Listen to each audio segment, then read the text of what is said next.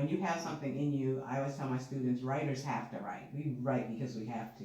You have come from like just a legacy of just greatness. Your father being the Chief of Justice, your mother doing a lot of great things in the community. I had this family for whom education was just critical. Both my parents, my father, struggled but went to law school. He was in the service for a long time. And then after the war, he came back. He'd gone to college and he came back and then went to law school because that's what he wanted to do and he wanted to pursue his dream.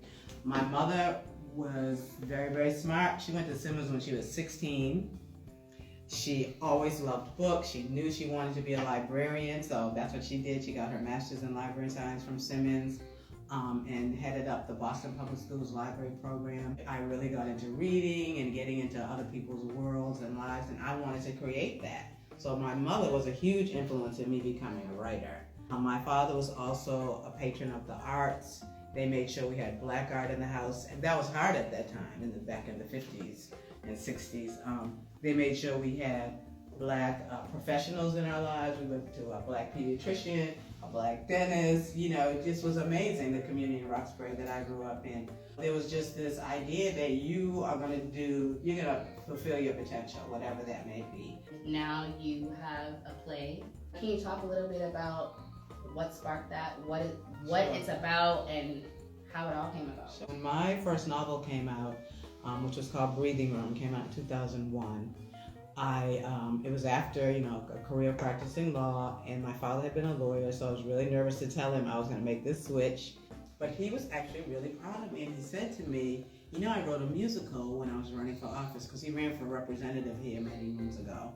He wrote songs, he cast it, it was, it ran for a couple of weeks here in Boston. I was just like, wow. So he had that creativity, spark in him as well. So I wrote a novel, and it did pretty well. Not well enough for Oprah to call me, I guess, but but I started teaching writing, which has been a joy for me. I started teaching at Duke Ellington High School of the Arts, and then moved to Howard, where I'm still teaching creative writing and mostly fiction and nonfiction. And I wrote the novel. I've been writing short stories and that kind of thing. Dialogue has always been somewhat easy for me, easier than, say, description. So writing a play it felt like the natural next thing to do because it's mostly dialogue. And one year I was down on Martha's Vineyard, and there was a gentleman from Madison Park who spoke. And he was talking about how Hibernian Hall was starting to do this theater and different things in the community, and they were really looking for new artists to display. And I was like, oh. So I beelined over to him after he finished talking. I said, I have these short plays, can you look at them? He was like, send them my way. And he got what I was trying to do with those plays. And, to his credit, he made it happen. Hearing actors read words that I had written and just kind of seeing it come to life, I was hooked. And so Hibernian did this wonderful thing and made me their playwright in residence for the year. And part of that agreement was that I would also do a full-length play the next year. Thus, with Glittering Eyes. And I had never written a full-length play, so I went right back to Grub Street to the master playwriting class. Brush up on my skills. Yeah, exactly. Yeah. And that's where I started with Glittering Eyes in that class. But I was also fortunate because I had gone to a family reunion of my husband's family. And that family reunion was where all these secrets were divulged. You know how every family has a secret? All have them. So this story came out of one of those secrets in my husband's family, and I have to really thank him for allowing me to use that as inspiration. And so it's the story of this huge family secret that affects all these generations and has repercussions that can never totally be repaired. And so that's the story, and it's just been thrilling. I have a great director, Dawn M. Simmons, who now is the director of Stage Source. She has this amazing energy and insight. And the amazing thing about doing a play is that because the actors are on top of their game, they're like, well, who is this character? And what happened to her before? And why is she this? So it's made me do more inner work on the play itself and learn more about it and learn more about the characters. And it's just been a tremendous journey. I'm really excited about it.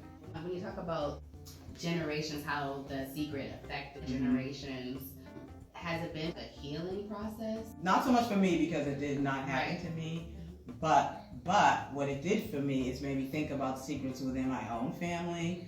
I had a grandmother who died when I was 3, and I never understood why she died. There always seemed to be this air around the story that, you know, made me feel like there was something I didn't know. And finally, one year when I came home from college, I asked my grandfather, who was living with us at the time. It had been his wife who died. And I said to him and my mother, I remember we were in the kitchen, what happened to Grandma? And they both looked at each other. I could tell they didn't really want to tell me. And I said, listen, I'm 18. When do I get to know? And finally they told me that she had taken her own life. And that was a stigma at the time. She had depression. That was a stigma. She didn't really get help for her depression, and she took her own life. But I felt like I was sad to know that, but I felt like, okay, now at least I understand what I've been feeling, that, you know, there was something missing that I didn't know. Family secrets, they can do harm, you know, so if they can be told without hurting anyone, let them out. And that was the lesson for me in the sense of healing. But the fact that, you know, he's like, you have my blessing to do this, I'm grateful. You just pulled me in. I wanna be in front row seeing these actors and actresses do this. People should get their tickets because we plan to fill that place up. It runs from the weekend of October 18th through 21st, and then the following Thursday through Sunday, October 25th through 28th. So yeah, come on out. All right. See it. Yeah. All right.